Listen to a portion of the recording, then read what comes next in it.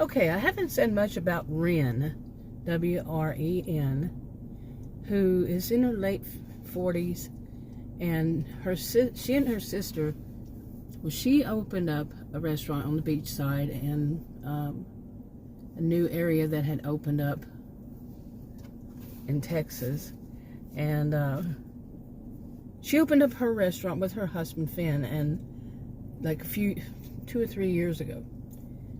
And a lot of businesses opened up there because they opened up that whole area. And it's a big side of the Gulf. Anyway, people were going to the beaches and stuff like that. Well, she had to learn the hard way about some of these people who would, people who were just not friendly. And it was unusual because Victorson County, they're known for being very friendly people. It's a very wealthy county. It's not heavily populated, but it's not, they have several towns and, a big city right in the middle, and not a huge city, but big enough, and lots of towns. And there are only 2 towns, they're catty-cornered to each other, that aren't very wealthy, and as it is, it doesn't matter. You're going to have people who are bad people everywhere. But they suspect what's going on with this one. They suspect it's the people that come from 2 of these towns. The 2 towns that are different, that aren't wealthy. Not 100%, but mainly because of the whole situation. Well, Wren had to learn the hard way. Her business and her restaurant, and then her sister's that opened just recently, restaurant, they're expensive food. Okay, it's expensive restaurant, and Wren runs it with her husband Fynn, by the way. But it was Wren's idea, and she is the one that plans it all and all that. Well, with her helping her sister too, to learn the hard, so her sister doesn't have to learn the hard way about these people that pick up food delivery people, or people who order their food and they come and pick it up themselves. How you need to avoid them being, coming in the front door, because some of them, they will want to film it. They're trying to video it, and as they found out over time that what these people are doing is, pretty much all of them, they would suspect, is they're going to video it, and they're doing reviews for people who are paying them to do reviews, and they put it on the, on their local social media platforms. They have 2 for mainly for the county, and they put it on that, and they make money off of that. And if their audience is the type that want to see something negative, they'll say something negative. Well, they're starting to ruin businesses. Not really ruin them, but there's the threats there. Okay, because they'll badmouth the business, and nobody wants that. I mean, who wants to open up a restaurant and have somebody badmouth it so they can make money? They can make money, the people who are bad-mouthing it, but not the restaurants. What place would want that? Okay, what place would allow that?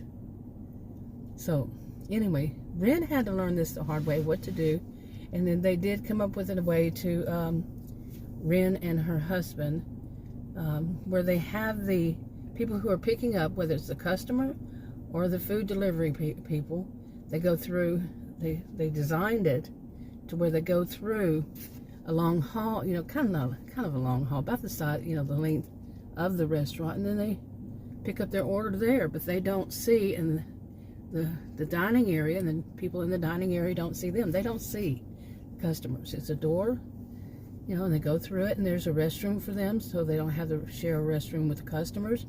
None of this, because they picked up on what these people are doing. I mean, well, they picked up that at first it was just that they picked up that some of these people they did not want them representing their restaurant. Okay, because they come trashed out looking. Okay, not dressed like people who are at work. They looked like people who were trashy, or what is the term that people use? Trashy is one of the older words. But you see what I'm saying? They're not They don't look like they're working.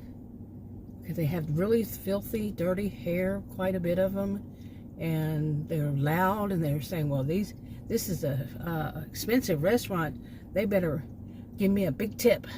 And they say it loud to, people dining there can hear it, and, the diners don't know that these are employees through an agency, through a service, and they think, is this what they have back there cooking my meals?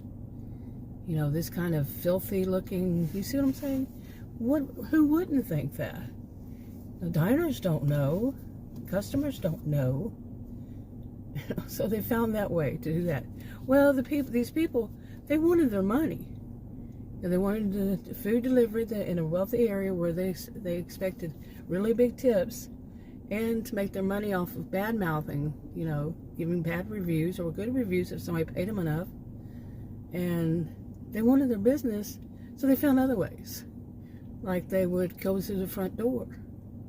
So these businesses, they, got it to where they had a hostess. Well, they still would try to speak really loud and say, demand and be let in, and when the hostess said you have to go through the other door to pick it up, they tried whatever they could, that they need to sit outside and somebody would deliver the food to them, whatever. They banned a lot of these people. They found out how to ban, Wren and her husband, and she's told her sister.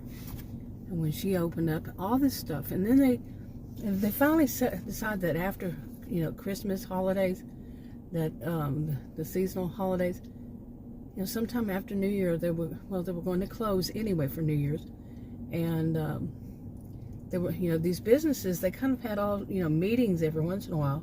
Different types of businesses, like souvenir shops and such, but different types of things.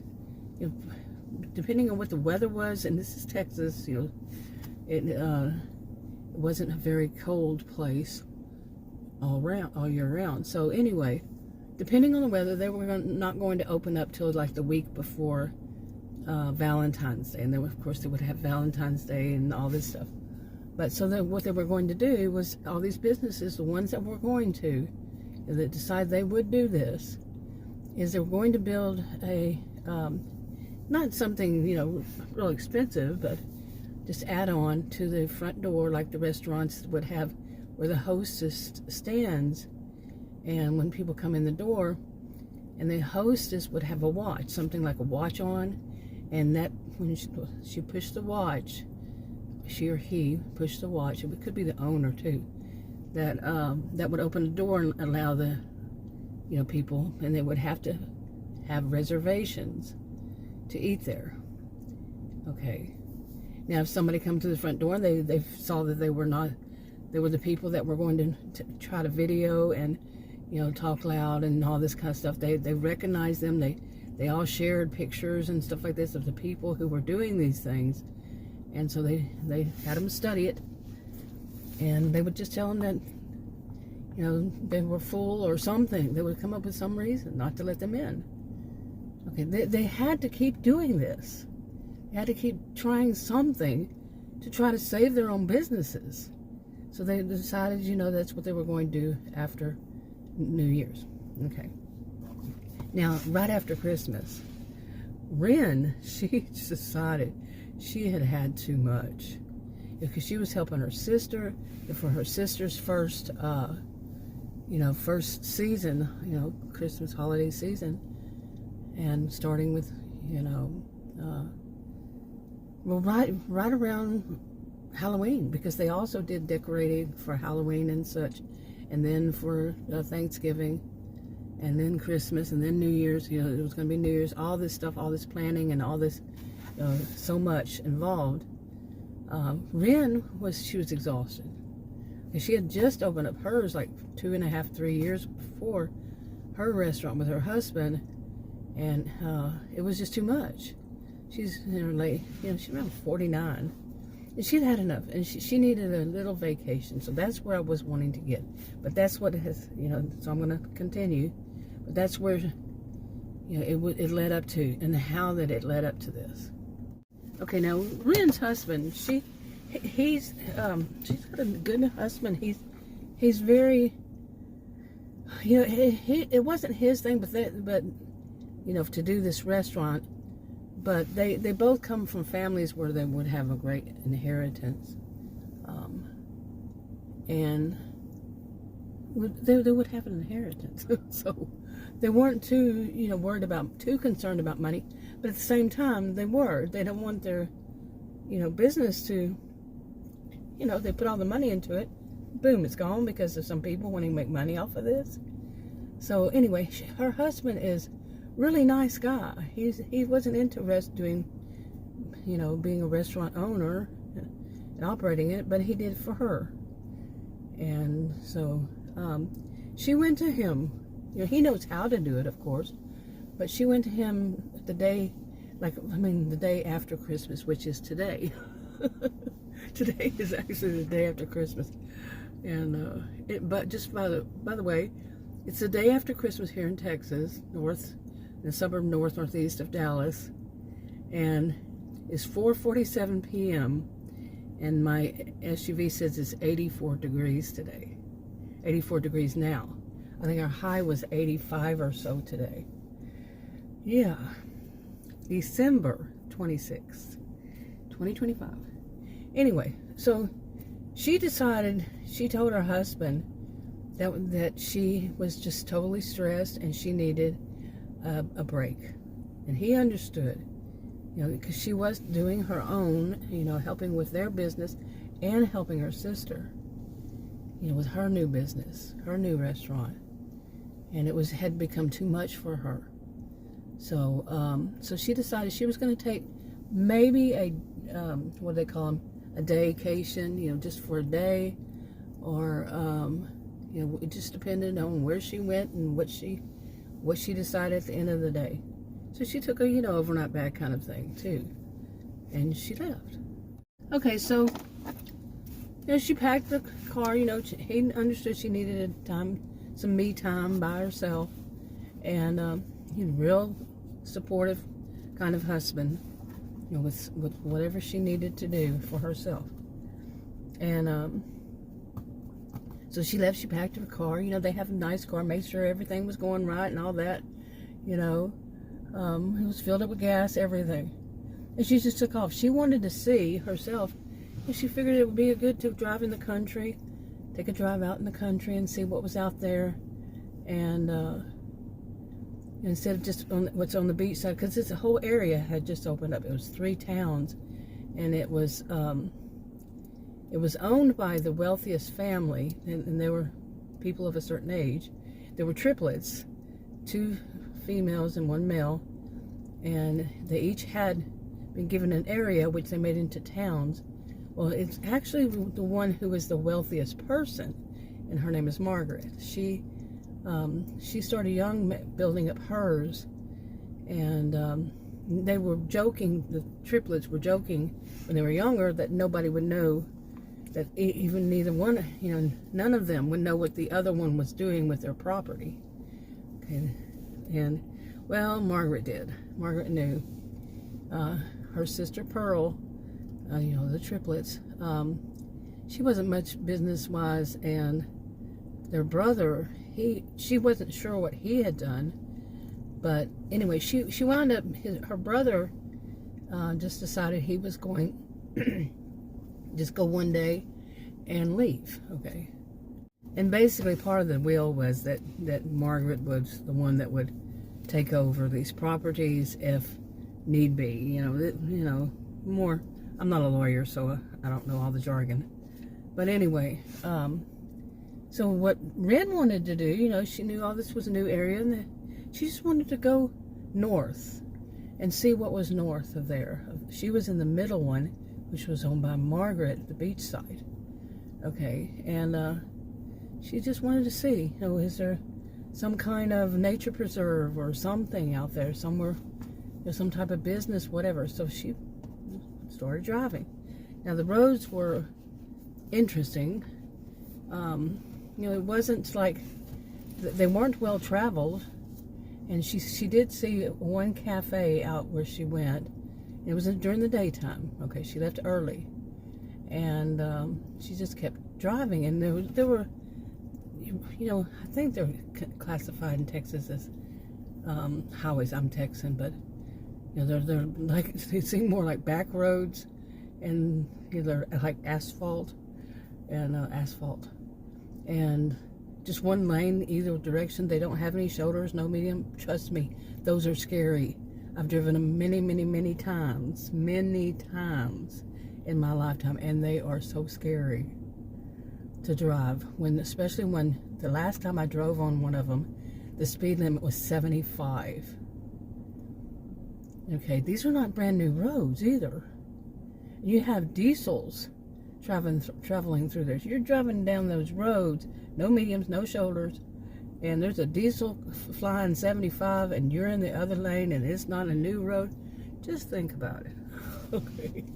But in this area, they did keep them clean, but still, it was scary because most of what you had was just woods.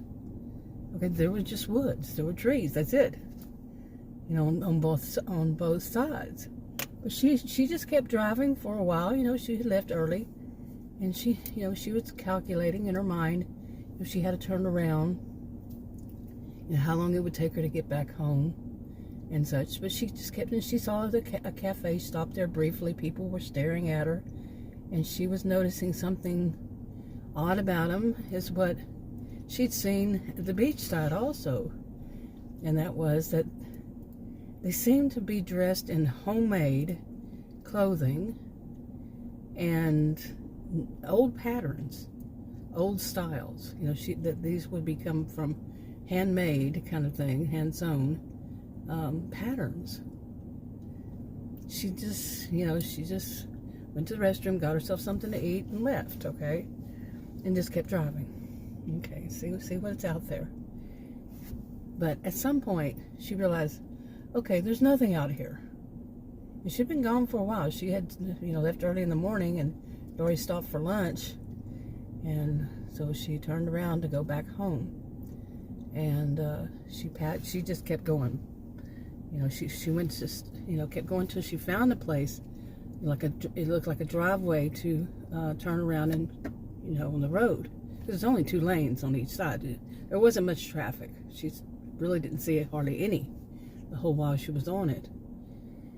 She turned around, she got pulled in. It was to the right, to the left of her, the left side of the road. And when she pulled in, she noticed she got this creepy feeling. There was a fence, and it said no trespassing. I just saw one of those recently. It was 2023. Yeah, 2023. I saw one right next to a big shopping center and a big super center. It was scary, let me tell you. I was frightened like you wouldn't believe. Me, who's been to taken so many road trips, seen so many things you wouldn't believe. That was quite frightening. And it was, no trespassing. I don't remember what the sign was, but it was a major warning. Do not even think about it. And so that's what kind of thing Wren saw. And just like me, it gave me a really creepy fear. Okay, creepy feeling, major fear, heebie-jeebies, got the heck out of Dodge kind of thing. Okay, so she pulled in there to turn around, and she made sure she took her time, didn't get herself into any accident, but she backed up, and she didn't floor it because she really didn't want to have any accident out there. She drove the speed limit, but she did not stop at the cafe, and she had that on her mind, what was going on in that cafe, people dressed like that. It was weird, it was odd. So she got back to town, and the restaurant was still open, and her husband was there. So she went to the beachside and parked, and went in and told her husband, she called him on the way and explained that there were things, and she got there and she finished explaining where he could see how she, see her expression on her face too, because she couldn't stop talking about it. She couldn't stop adding things to it. how it what felt and what the people at this cafe, what they were like. Okay, on and on. So he suggested to her, he said, we need to call the police. Okay, so they have a little button they click. Since these restaurants and such are so stuff is expensive, they have this button they push, and the police are out and all the time on the walking their beat kind of thing, and because of all the problems they've had with this case they call it the ruiners, people trying to ruin the businesses. So,